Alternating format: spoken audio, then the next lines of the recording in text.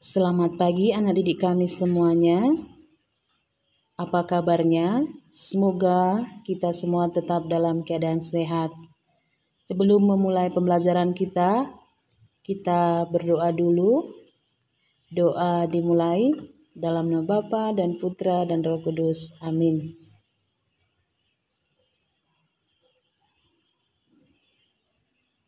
Doa selesai dalam Bapa, Putra, Roh Kudus. Amin. Nah, anak didik kami, salam jumpa lagi pada pembelajaran kita hari ini, Jumat 2 Oktober 2020. Kita belajar di tema 4, subtema 2, pembelajaran yang kelima. Adapun tujuan pembelajaran kita, yang pertama bidang studi IPS. Menjelaskan peran Indonesia dalam upaya pemberantasan narkoba. Kedua, SBDP membuat brosur sosialisasi pencegahan penyalahgunaan narkoba. Baik anak didik kami, kita mulai pembelajaran pertama bidang studi IPS.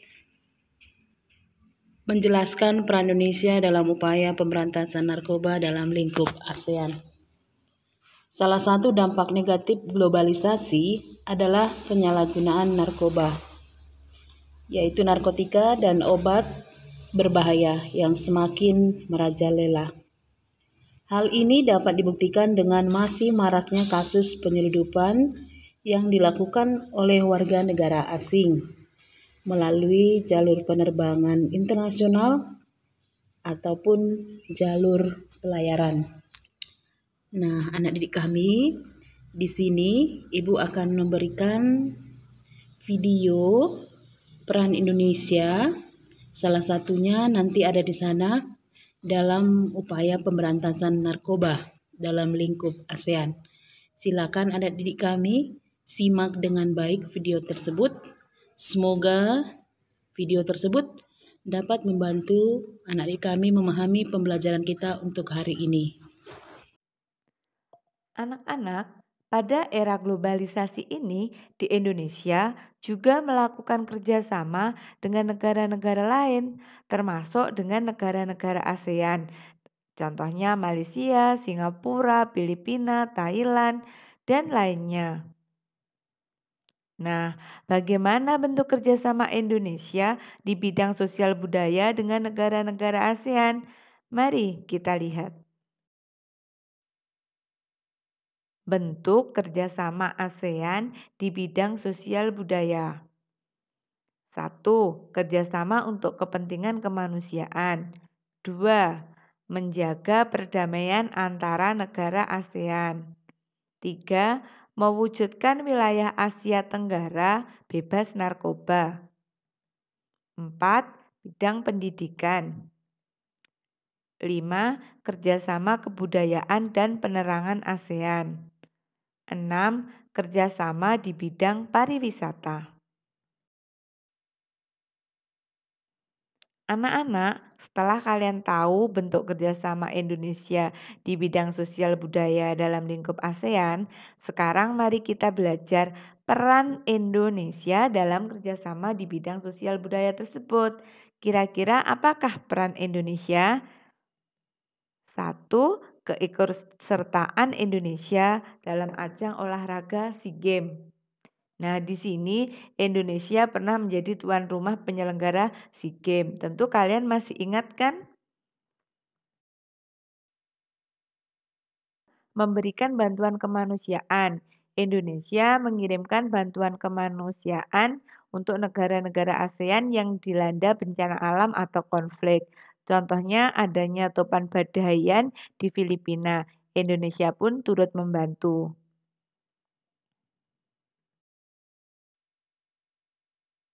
Yang ketiga adalah program pertukaran pelajar. Program ini dilaksanakan dengan tujuan untuk meningkatkan penguasaan bahasa asing dan memperdalam ilmu yang dipelajari.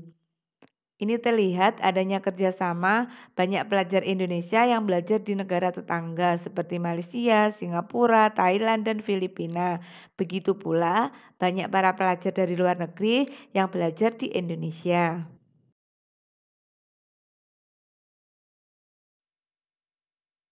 Yang keempat, adanya ASEAN Film Festival. Indonesia turut menjadi peserta dalam kegiatan ini. Jadi setiap ada festival, baik itu festival karya seni, festival budaya, bahkan sampai festival film, Indonesia selalu mengikuti kegiatan tersebut. Nah, ini contohnya pelaksanaan ASEAN Film Festival. 5. Keikutsertaan dalam kerjasama bilateral dan multilateral. Nah, ini kegiatan pelaksanaan kerjasama ketika di Singapura. Yang keenam, turut serta melakukan upaya pemberantasan narkoba. Nah, di sini ada kerjasamanya. Dan Indonesia turut serta memprakarsai ajakan kepada negara-negara ASEAN untuk bekerja sama memberantas narkoba. Yang ketujuh adalah aktif terhadap perlindungan para difabel. Di sini Indonesia selalu turut serta dan berperan aktif untuk perlindungan difabel di seluruh Asia Tenggara. Adalah adanya kerjasama pariwisata, yaitu pembukaan rute penerbangan baru antara Indonesia dan Thailand. Ini ada kerjasamanya. Selanjutnya kita masuk bidang studi SBDP, membuat brosur tentang sosialisasi pencegahan penyalahgunaan narkoba. Brosur merupakan salah satu reklame berbentuk selembaran kertas. Brosur berisi informasi mengenai suatu hal yang bersifat non-komersial, seperti iklan layanan masyarakat ataupun informasi komersial mengenai penawaran jasa dan produk. Langkah-langkah membuat brosur yang efektif antara lain: 1. Tentukan tema untuk brosur yang akan dibuat. Sesuaikan dengan jenis usaha atau informasi yang akan disampaikan. Kedua, gunakan kalimat dan foto yang menarik agar masyarakat memutuskan mau membaca informasi di dalam brosur. Ketiga, gunakan poin-poin penting untuk menulis informasi di dalam brosur. Keempat, tuliskan semua kontak yang dapat dihubungi, antara lain nomor ponsel, alamat, situs internet, surat elektronik, dan sosial media. Nah, sekarang anak didik kami, tugasmu buatlah sebuah brosur tentang sosialisasi pencegahan penyalahgunaan narkoba. Lalu hasil brosurmu, gambarnya kamu kirim ke Bapak Ibu Guru wali kelas masing-masing. Nah, anak didik kami, tugasmu berlatih, coba lihat buku tematik 6D halaman 71. Kamu kerjakan nomor 1 dan 2. Lalu hasilnya japri ke Bapak Ibu Guru wali kelas masing-masing. Tetap kami ingatkan agar tulisannya dibuat sebersih dan serapi mungkin agar Bapak Ibu Guru mudah mengoreksinya. Nah, anak didik kami, sebelum kita akhiri pembelajaran kita berdoa dulu. Doa dimulai dalam Bapa dan Putra dan Roh Kudus. Amin. Doa selesai dalam Bapa dan Putra dan Roh Kudus. Amin. Oke, anak didik kami, sekian dan terima kasih. Salam sehat.